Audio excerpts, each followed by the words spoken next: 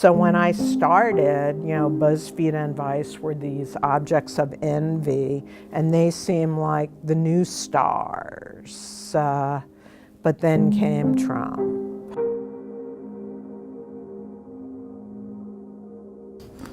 So our guest today, Jill Abramson, started as a reporter in the era of Watergate.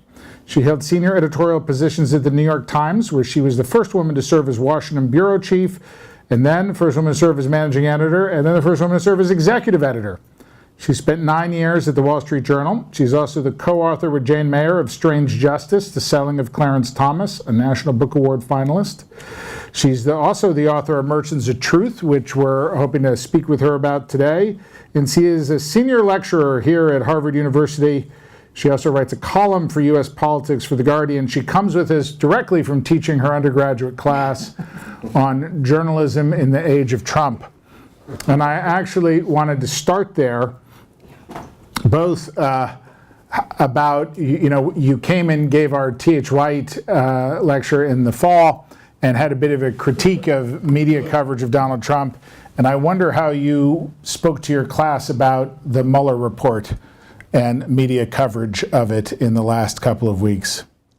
Well, we definitely have had spirited conversations about it, and I gave my students, I don't know if you all are familiar with it, but the day after, Barr issued his letter and said there would be no charges on collusion, a journalist named Matt Taibbi, who often writes for Rolling Stone, wrote a really stinging critique of the news media and its coverage of, what he coined the collusion delusion.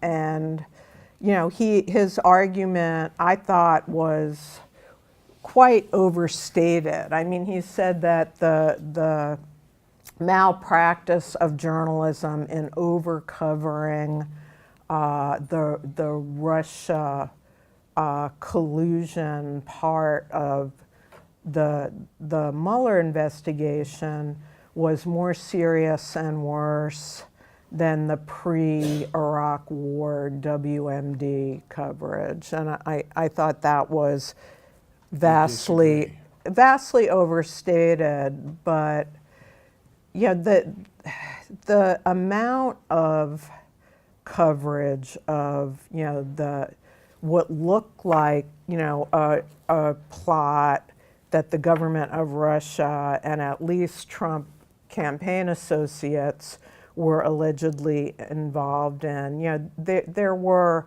hundreds of stories on that could have, and I think did in some cases, plant the notion that our president, was an agent of Russia's and that he was a traitor, effectively. And my major problem with that coverage was, first and foremost, the amount of it and the effect. The reality that the best investigative journalists, the best national security reporters and editors at both the Times and the Washington Post were completely on that story. And I thought, as I did with the coverage of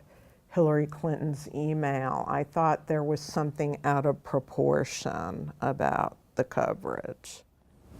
And talk a little more about that, about how do we end up in these places where the coverage is out of proportion? What's the myopia, or how do we end up in that place? Step one, get off of Twitter. I'm not kidding. Every political reporter and Washington reporter I know is glued to their smartphone and looking at what's trending on Twitter at any given moment. And I think that creates a false illusion among journalists that the whole country is talking about or is interested in whatever is trending on Twitter at that moment. That Twitter has effectively become the ignition system of journalism.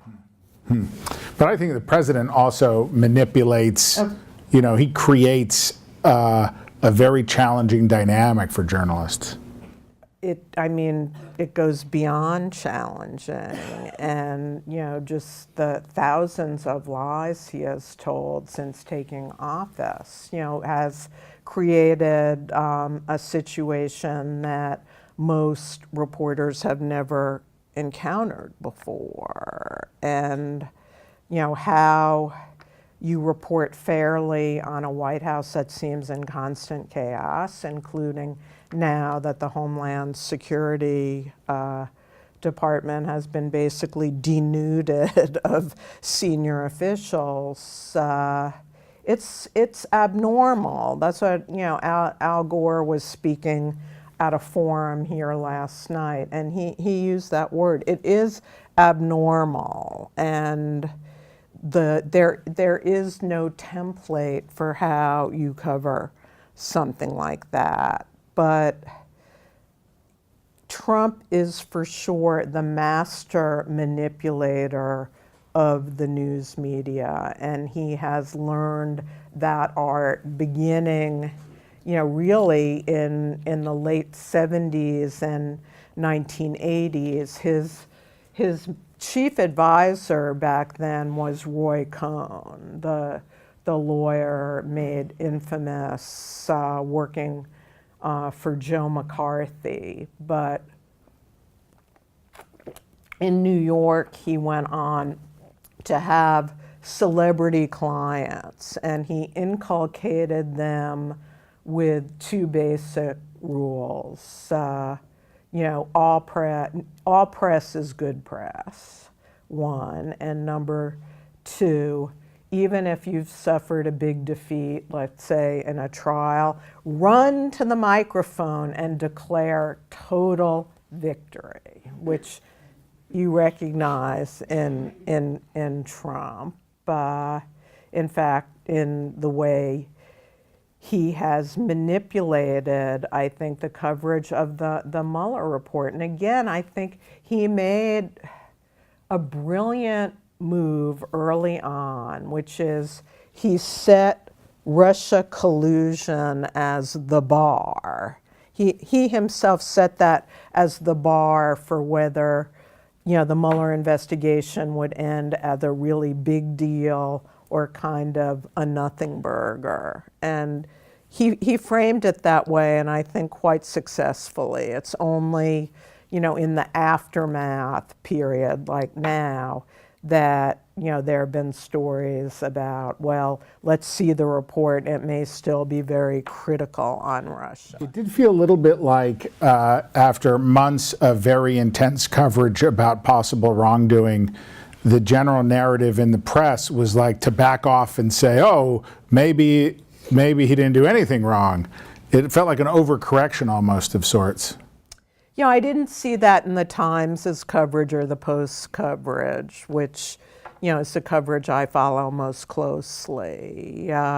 They were pretty careful, especially on obstruction, of not knowing, only knowing Barr made the decision not to bring a case. Like, they left open, certainly, the possibility that there would be very damaging things in the report dealing with obstruction. And the Times, over a year ago, did an excellent story just laying out what had happened that would be the obstruction arm of the Mueller investigation. But basically, just to finish on Trump being the master manipulator, he has created, just through his hourly, I was going to say daily, but it's really every news cycle just about he does or says something outrageous or tweets something outrageous. And because the norms of White House reporting has been to cover what the president says, he has made, I think, the press at large very reactive to whatever he is on. It's kind of like my kids' soccer teams when they played and were small children. You can tell everyone to stay in position, but everybody runs for the ball. And so that's my analogy for Trump coverage. You can say you're going to set your own agenda and delve into issues that you think are important, but it all ended up Trump, Trump, Trump, Trump. So one, get off Twitter. Two, don't take the bait. Reactive. Don't be reactive.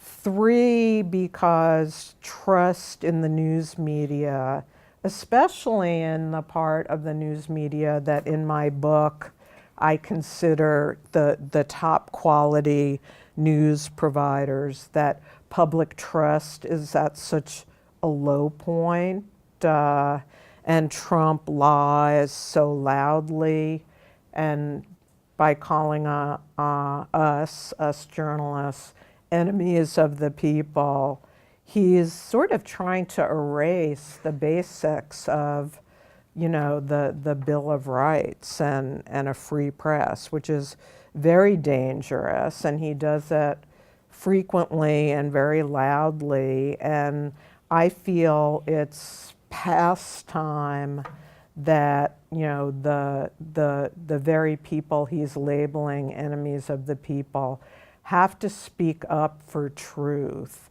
and they have to get louder about the need for a free press in this country and what the public wouldn't know anything about without the press. I want to shift gears for a moment and talk about your book, Merchants of Truth, kind of a parallel to the David Halberstam book, Powers That Be. Right. And one of the things that struck me about your book, chronicling New York Times, Washington Post, Vice, and BuzzFeed, is the extent to which, in the Powers That Be, it's a story of the ascendance Yes. of great powers, right? Yes, it is. And in Merchants of Truth, in many ways it felt like they had no power, that their fates were decided by Facebook and Google to some extent. Those felt, to me, Facebook and Google felt like very big, kind of unspoken lords in that story. I think no power is, too strong, but certainly it's not the era that David Halberstam was writing about. It's, we live in a time where there is no certain business model to support, global news gathering. There just isn't. And, what works for the New York Times, which now is digital subscriptions, is not going to work for hardly any other newspapers. We've had billionaire white knights come in and buy the Washington Post and the LA Times, but that's not really a sustainable or scalable business model, or necessarily good. We'll see. And just about every news organization feels and is vulnerable right now, because there is no certain business model that's going to support everything way out 20 years from now. And my book, like Halberstam's, is a narrative, but it's a narrative about the struggle of the best quality newspapers to go digital first. And it's a cultural, economic, and journalistic struggle for both of them. to go from the rhythms of the printing press to publishing news every minute.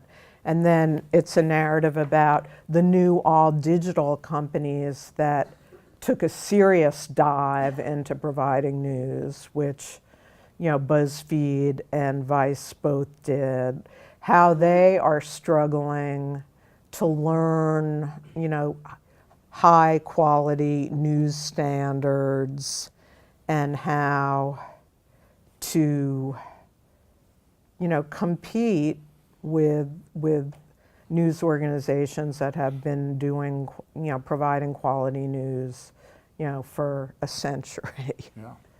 What surprised you most in the reporting of the book? What surprised me most was that, especially BuzzFeed, that you could in a very short time, I mean, BuzzFeed was only invented by Jonah Peretti, who was also one of the founders of Huffington Post, in 2008. It hasn't been around all that long, a little over 10 years now. But, it made all of its money on content that I would describe as pure entertainment. It was not serious. Jonah Peretti was a pioneer in virality, how you could create pieces of content that would go viral, that would be shared on social media platforms like Facebook by millions of people.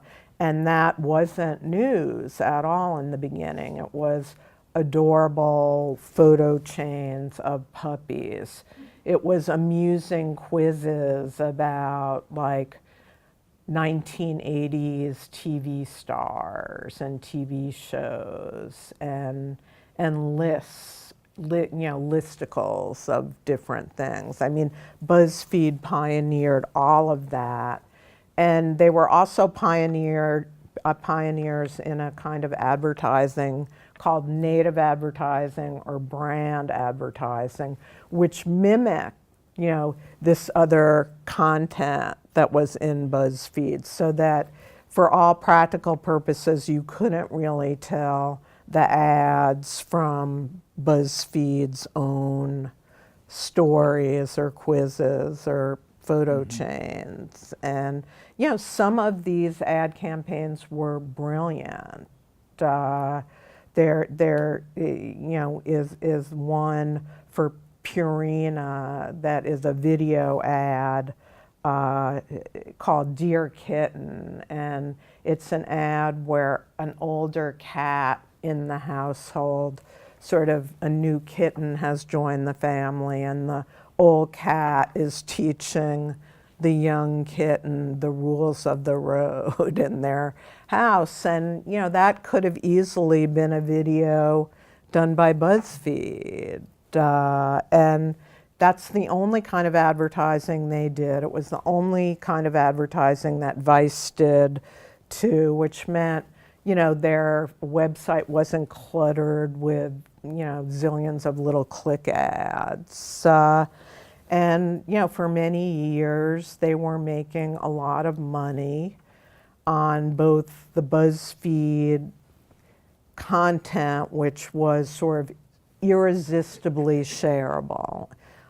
It was shared by millions of people who, basically shared it to bring a smile to a friend's face. And the advertising that went with it, this native advertising, also brought in millions of dollars. And, BuzzFeed was a big success. And in 2012, as that presidential campaign was gearing up, and as Jonah Peretti and his staff were getting a little older, they decided to do real news and quickly built, a newsroom that had international offices, a very big London office, and an investigative team that in just a couple of years was as big as the investigative unit of the New York Times. They were last year a finalist for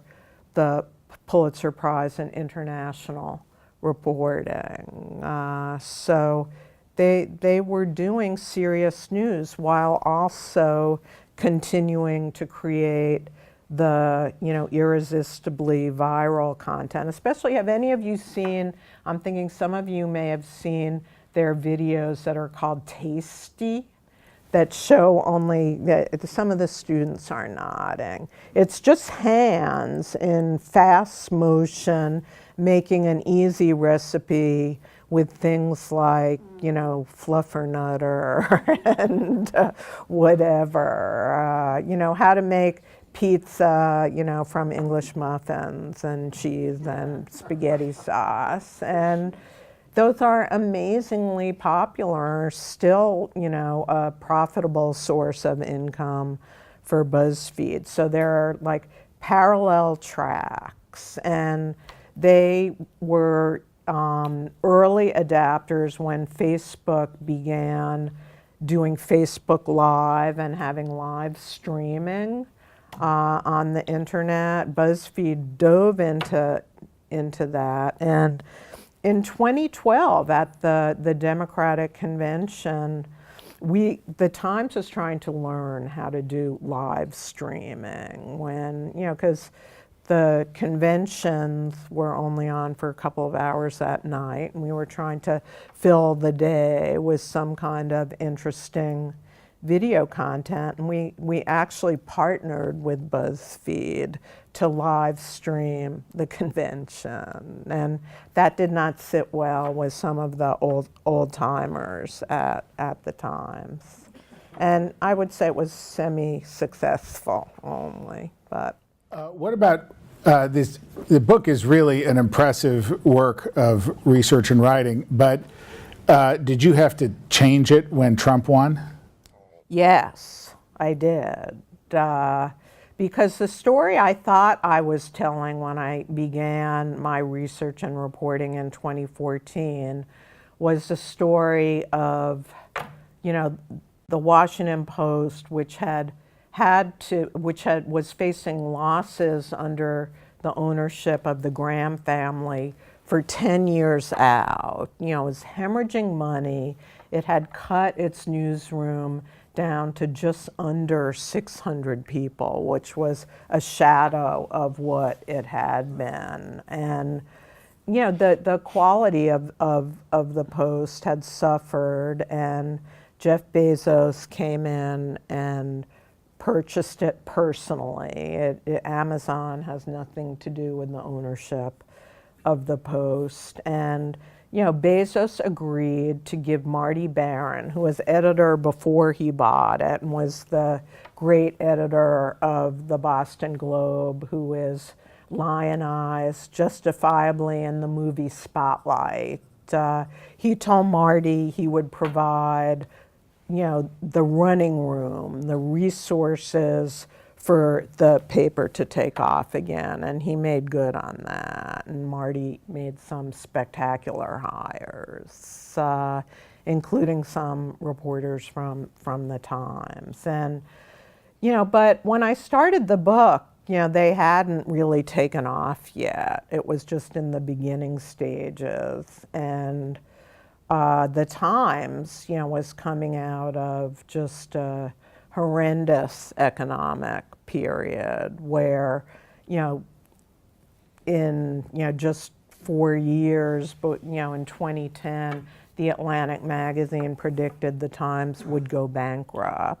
They had to go hat in hand to a Mexican billionaire to get a huge loan at a very high interest rate. But what was beginning, like Bezos began a period of recovery for the Post, Arthur Sulzberger Jr., the publisher for the period that my book covers, he had made a risky decision to try a second time to have a digital pay gate. It was flexible, but it was asking digital readers to subscribe. And this time, the first time it was a big failure.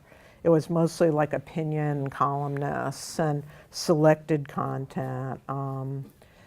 The second time around, it was, just the whole news report and editorials with some extra products for even more pay, but there were different pay tiers, and that was beginning to be a significant revenue stream. In 2012, which was the first year, I think there were about 400,000 digital subscribers to the Times, but the revenue from that was not nearly what it takes to run and produce the New York Times news report, both in print and online. So narrative was too shaky, excellent newspapers that I saw as critical institutions in American society, struggling financially, doing a little bit better, but making this transition to be digital first operations that was very disruptive and difficult for their staffs and editors as well as reporters.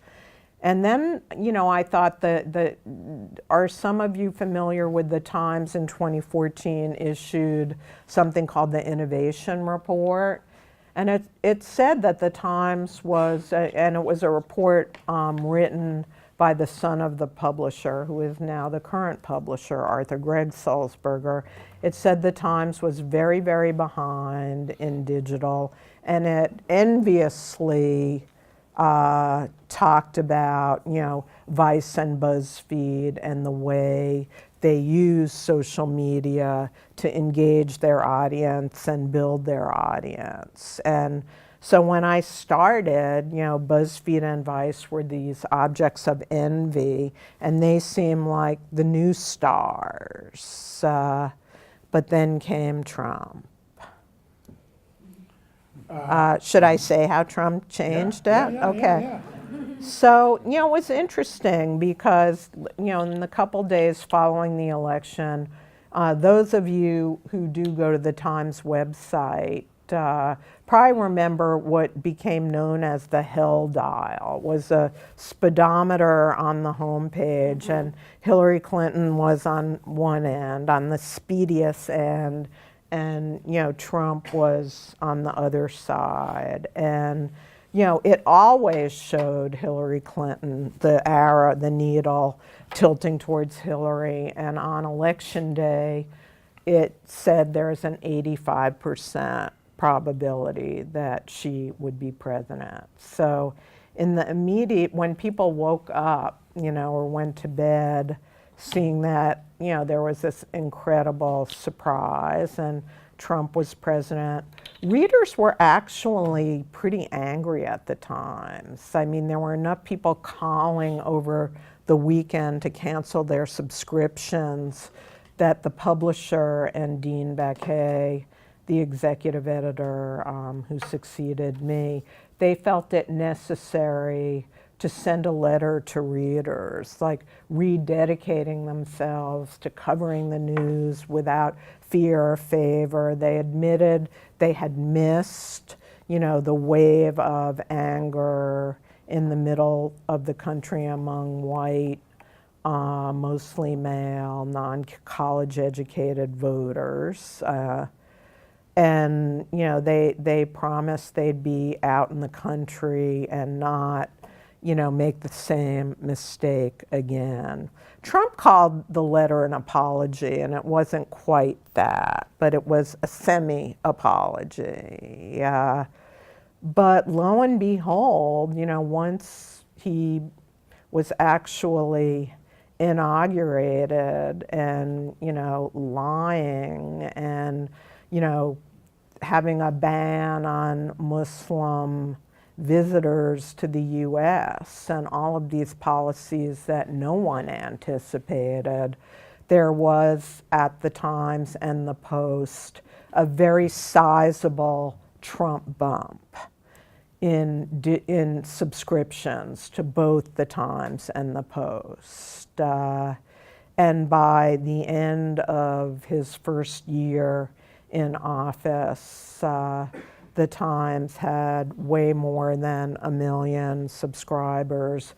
The Washington Post didn't say how many, but in year 2 of Trump announced that they had turned a profit for the first time, and a lot of that profit came from the Trump bump for them. That people, I think it was a combination of all the attention on like real fake news, not the fake news that the president talks about, but the fake Russian bots creating fake news sites, and anger over Trump and suddenly getting serious about following politics and wanting quality, reliable news, that all like created.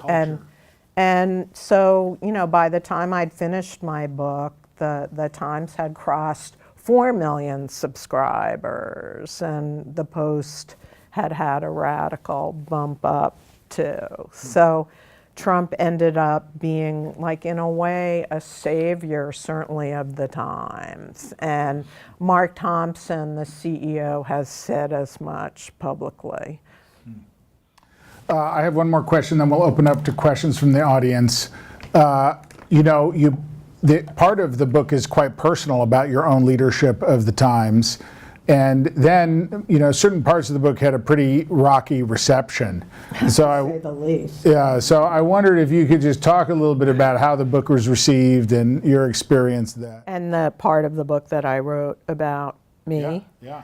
The book is a third person, media history, but I felt obliged, since I was fired as executive editor in 2014 after almost 3 years in that job. I'd been managing editor for 8 years, which is the job where you're on the front lines running the news report. And I found that the job of executive editor in the Rocky Financial Times was really so much about the economics of the Times and not as much about the core journalism, and that was my strength. The Times, I helped the Times win a whole lot of Pulitzer Prizes during my tenure as managing editor, and then my first year as executive editor, we won 5 of those babies, which, 3 of them for exactly the kind of big investigative reporting projects I love. But I did not love being closeted in business meetings for much of my day.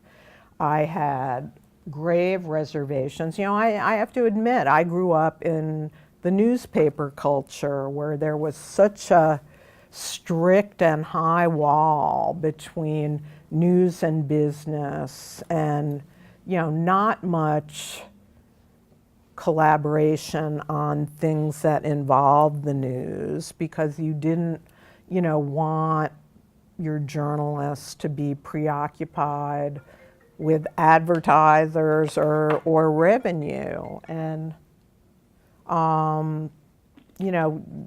Mark Thompson was a new CEO who came in, a year after I was named executive editor. And, he saw it very differently and felt, there should be blended newsroom business side jobs. And he wanted the Times to do native advertising, which I thought was, somewhat unethical because it could confuse readers. Like, what's the ad? What's the content? Even though the Times' native ads, they're labeled as paid posts. I don't know if people even know what that is. So I had quite a bit of confrontation with people on the business side, and in May of 2014, the publisher said he was making a change. And I don't think it was all about those disputes, but I think they figured in a major way in it. And I felt, because a lot of those disputes were rooted in the changes we were making to be digital first, that I had to write about. It was part of the story. And it'd be kind of awkward to write, Abramson took the elevator up to the publisher's office and he handed Abramson, it wasn't going to work. So I wrote that in first person. And I tried to write it very honestly. I think, management is not my strongest suit, and I'm honest about mistakes I made, in that, in my management style. There's also a dispute over my pay. I was, the Times disputes this, but I was given data that showed that for the whole time I was managing editor and as executive editor, I was underpaid relative to others who held the same positions. And so, I wrote about all of that. I wrote about the good, the thrill of doing, like busting the princelings of China who were, acquiring billions of dollars for themselves, relatives of, the president and the prime minister. And disclosing that Apple made very few of its products in the United States, which they've changed since we published that article, although it made Tim Cook very angry. So, I give myself, I think, due credit on the journalism, but am tough on myself on the management stuff. And of course, when the book was done and printed, and your publisher is trying to sell serial rights to different magazines, everybody wanted that chapter, even though it's only 20 pages with footnotes, a 500-page book. And I rewrote those 20 pages at least 7 times, and it was painful to relive. It's painful to report on yourself, which I did, to understand some of my weaknesses better. So that's the Jill Gets Fired as it appears in the book. I never, by the way, was hesitant ever to say I was fired. And in the book, when I go talk to the publisher, he hands me a folder, and what's in it is a press release that the Times intended to put out that said I had decided to step down. And I looked at the publisher and I said, Arthur, I'm going to say I was fired. That's the truth, and I've devoted my whole career to telling the truth. I'm not going to stop now. And what interested me is that, a lot of young women found that very empowering, that I said I was fired, because the truth is most people get fired during their careers. Some people multiple times, often at the beginning of a career. So for some reason that turned out to be a popular decision. I didn't know that it would be. Most people do say they decided to step down, and it's always a mystery why their email suddenly goes from their old email to blah, blah, blah at gmail.com. But so that's that. And then, I knew that because the book, doesn't lionize any of these 4 companies. And, it was 500 pages. It, has 738 footnote citations. I did a lot of research and used a lot of articles and other books. And I guess after the book was in galleys, I also not only fact-checked the book and had fact-checkers, I knew that Vice, of all the companies, would probably be the most angry at their chapters because, in their early days, the founders were like coke-snorting, skateboarding culture. I mean, it was just like a pretty misogynist kind of place. And, more recently they were in part, Vice has had a partnership with HBO, and I think they really hated, that I was regurgitating that past. And I gave them the draft chapters before they went to galleys to fact check, and had a long meeting with their PR guy. And he raised some things. Some things I changed, some I didn't, because my reporting contradicted theirs, and I rechecked mine and thought I was right. But so the book goes into galleys, which is like an early paperback version that's sent out to critics so they can be prepared with reviews. And someone at BuzzFeed made me aware that Vice not only had the galleys, that they had Xerox, like all pages where they thought there's a mistake in the galleys. And the galleys are uncorrected proofs. So there were some mistakes in the galleys, most of which I corrected for the actual book.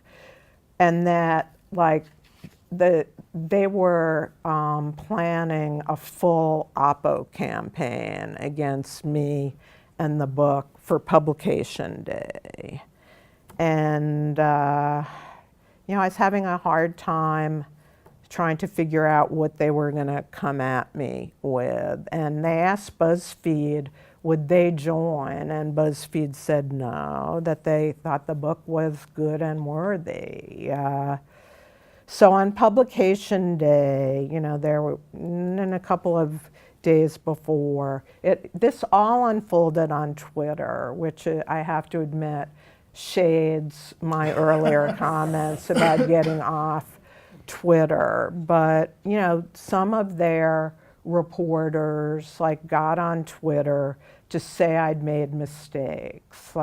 The level of mistakes was I got the color of a correspondent's desert boots wrong when I interviewed. I said they were yellow. I said they were blue and they were brown.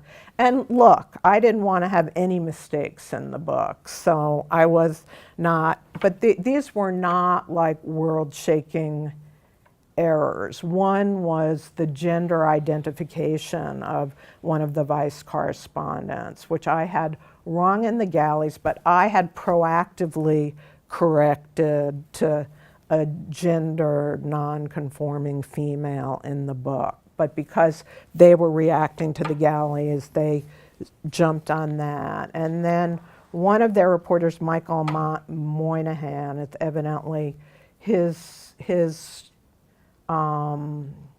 modus operandi when he opposes either an article or a book is to run those plagiarism apps and to find instances of plagiarism. So he went online and said there were 6 passages in the book where I plagiarized. And instantly, that was, he went on Twitter. It was picked up in the press, by everyone immediately. The the Times, the Wall Street Journal. I mean, it was, I guess, an irresistible story that at the end of her career, Jill Abramson reveals she's a plagiarist. But yeah, and these passages were in 4 cases to publications and articles that are credited in other footnotes. So why would I be footnoting but stealing in other cases? And like one of the plagiarisms was like an article that someone wrote, that one of the Vice founders wrote in Pat Buchanan's magazine, The American Conservative, and it was the original, the source I supposedly plagiarized from it was just a long quote from The American Conservative. So these were, I thought, way overplayed. They were, I used something called trailing phrase endnotes was the style that my publisher Simon & Schuster wanted me to use. They were convoluted and very difficult. I did them very carefully. There are 738 of them, and I wish there had been, +6. But, I screwed up, and didn't have the proper citations for 6 of them. But there is some analogy to the soccer ball chasing, and again, in this. It was trending on Twitter. That's like the ignition system. And I hadn't even figured out, how did this happen? I didn't know it was the footnotes at first. It took me, this was so humiliating. I mean, I was ambushed on why I had agreed to go on a Fox News program. Just put a gun to my head. But I did. It was like Martha McCallum's late afternoon show. And I saw that her producer, had handed her like, a paper like this with typing on it. And like the publicist for Simon & Schuster had told me there was something really bad on Twitter, but I didn't know what. So Martha McCallum just ambushes me on the 6 Classic things, and all I could stammer is, I know I didn't plagiarize, because I hadn't had a chance to look at this stuff, and then spent the next 7 hours at Fox, scrubbing the book and figuring out, what these were. And at the end, I was sitting on the floor of some kind of Fox storeroom, and the janitor was waiting for me to leave. No one else was there. But, long before I finished, and I knew this, I know, the news cycle, moves at warp speed, and I'm not whining. And I've never claimed I was a victim. I made 6 mistakes. I own them and am distressed that they're there, and I had to make some corrections. But I'm sorry, what 500-page book doesn't make corrections for the next edition? I corrected things immediately. I corrected them instantaneously in the audio version of the book, and tried to be as honorable as I could about what I said about this. I hope it doesn't end up eclipsing the quality of the book overall. It's really I an think it's exceptional story. died down. It was an education in Twitter, and in some ways what I had written about in the book about the power of social media is that, for about 4 days I felt like everyone in the world is talking about this. I mean, it was like a storm or a hurricane, and it was very destabilizing. And needless to say, it wasn't the best days of my book launch because everybody, in TV interviews, and of course they would ask me about it. But then came Jeff Bezos and his affair and the pictures. And I was finished. I mean, I was so yesterday's news. And, the book got fabulous reviews. I was worried what the Times would think about the chapters about them. But like the book review assigned it to, the editor of Wired magazine, who gave it a great review. The Financial Times called it a masterwork. So all I can say is I hope that doesn't happen. Yeah. All right, we got time for one or two questions. Any questions from the audience? Anybody? If you don't, that's good, because we're actually kind of out of time. Jill, thank you so much for taking the time to join us today. I think it's an exceptional book.